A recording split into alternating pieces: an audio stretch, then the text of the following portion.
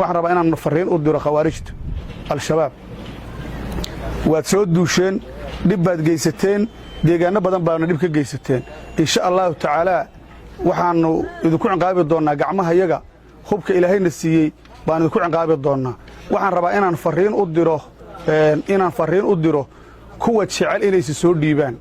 ee aan ognahay markii dagaalka la soo qaaday in uldabada looga waday ee la soo kaxaynayay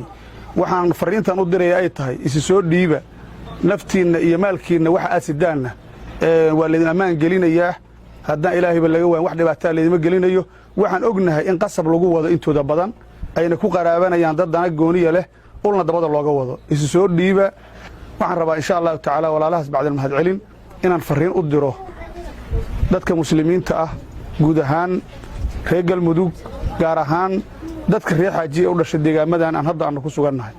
walaalayaal waxa la haysta waa dadkiinnii waa dalkiinnii waxa lagu haysta waa diintoodii waa sharafkoodii waa cirdigoodii iyo karaamadoodii ma lagu haysto xadgudub iyo dhibaato ay geysteen waxa lagu haystaa jiritaankoodii iyo ummadnimadoodii iyo islaamnimadooda lagu haystaa waxa lagu haystaa maxaad u tawxiidaysaa maxaad islaam u noqotay waxa lagu haystaa maxaad u nooshahay maxaad u dhaqantay waxaan rabnaa dadka walaalaha muslimiintana dhegaysanaya debad iyo daafo iyo daaqil dunida meel kasta ka joogaan inay ka dhiidhiyaan dhibaatada dadka soo duulay ee cawaanta ah ee runtii waxyaabaha ay geysteen aan la sheegin dunida taariikhda dunida meel lagu qoray wax noocaasa maxaa yeelay ceel biyood oo xilli abaaraysan ku aadan oo kulaylahaas aad ogtihiin iyo abaarahaas ku jira qof gundka ka jaray uguna tala galay inaan la noolaan waxaad dareemi kartaan waxa uu ka fakerayo diin islaamna ma ahan mid haddaan ilaahayba laga waan kirishtanna ma ahan wax ka jira haba yaraatee ma jiraan waxaannu leennahay walaalahaas dadka waxa lagu haystaa waa ha noolaanina waxa lagu haystaa jiritaankooda dadkaani ma ahan diin raadis ma ahan dad kale waa duufaan loogu talagalay dalka iyo dadka deegaamada in lagu xaalufiyo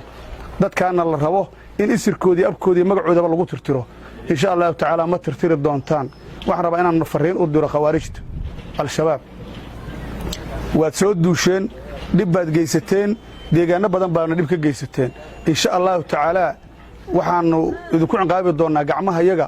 hubka ilaahayna siiyey baan idinku ciqaabi doonnaa waxaan rabaa inaan fariin u diro kuwa jecel inaysi soo dhiibaan ee aan ognahay markii dagaalka la soo qaaday in uldabada looga waday ee la soo kaxaynayay waxaan fariintan u diraya ay tahay isi soo dhiiba naftiinna iyo maalkiinna waxa aad sidaanna waa laydin ammaan gelinayaa haddaan ilaahayba laga waayn wax dhibaataa laydima gelinayo waxaan ognahay in qasab lagu wado intooda badan ayna ku qaraabanayaan dad dana gooniya leh ulna dabada looga wado isi soo dhiiba walaalaha kale muslimiinta ah ee dagaalka ku jiraan waxaan ugu baaqayaa naftooda iyo maalkoodu waa idiin bannaanya intay xabadda ku jiraan marka isi soo dhiibaan oo dimmadiinna uu soo galana naftiisa iyo maalkiisa inaad beri yeeshaa la rabaa oo aad gacan imaana ku soo sugtaan insha allahu tacaala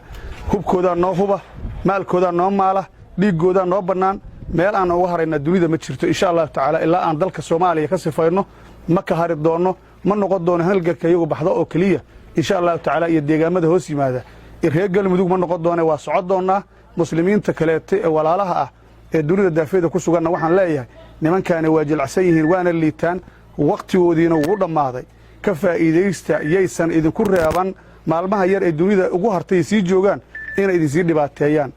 waxa wax lagu dhibaataynayaa waa gaari yar oo ordaya 4 wiil saaran tahay ka faa'iidaysta